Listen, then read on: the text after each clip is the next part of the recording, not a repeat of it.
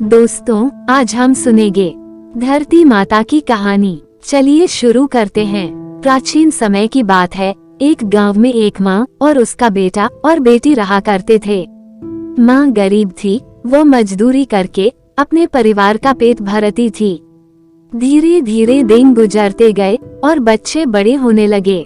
बेटी शादी के योग्य हो गई, तब माँ बूढ़ी हो गई। माँ ने अपने बेटे से कहा कि बेटा, तेरी बहन शादी के योग्य हो गई है, इसलिए तेरे जैसा घर वर देखकर उसकी शादी करना। ऐसा बोलकर माँ तो कुछ दिनों बाद मर गई। उसका भाई गांव गांव में घूमा, लेकिन बहन के योग्य पति नहीं मिला। वो घूम घूम कर थक गया और एक दिन सोचने लगा कि मेरे जैसा तो इस दुनिया में कोई नहीं है, इसलिए मैं ही इससे शादी कर लेता हूँ। ऐसा सोचकर वह चुनरी और शादी के लिए सब सामान ले आया। तब उसकी बहन ने पूछा कि भाई, तुम ये सब सामान क्यों लेकर आए हो? तब उसके भाई ने कहा कि बहन, ये सब सामान तुम्हारी शादी के लिए लेकर आया हूँ। गांव वालों ने बहन से कहा कि तुम्हारा भाई ही तुमसे शादी करने वाला है।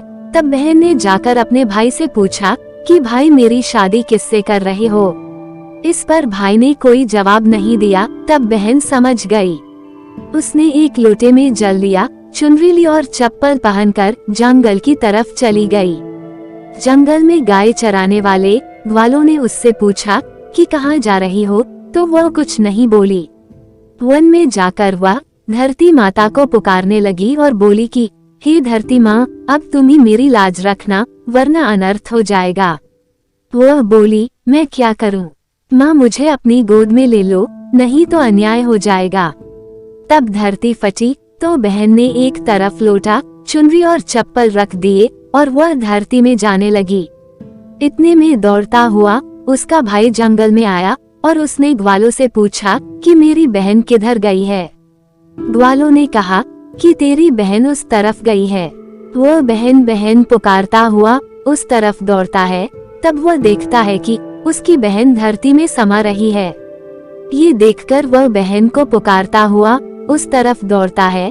तब तक उसकी बहन धरती में समा चुकी थी, केवल थोड़े से बाल दिखाई दे रहे थे। वह बहन के बालों को मुट्ठी में पकड़कर रोने लगा, बहन, तू सत्य के लिए धरती माँ की गोद में समा गई, मेरी बुद्धि भ्रष्ट हो गई थी। माँ का वचन निभाने के लिए मेरे जैसा कोई वर नहीं मिला, इसलिए ऐसा विचार आया। ऐसा बोलकर वह जोर जोर से रोने लगा। पर धरती माँ ने सत्य के लिए बेटी को अपने में समा लिया। जो बाल बाहर थे वे दो बन गए।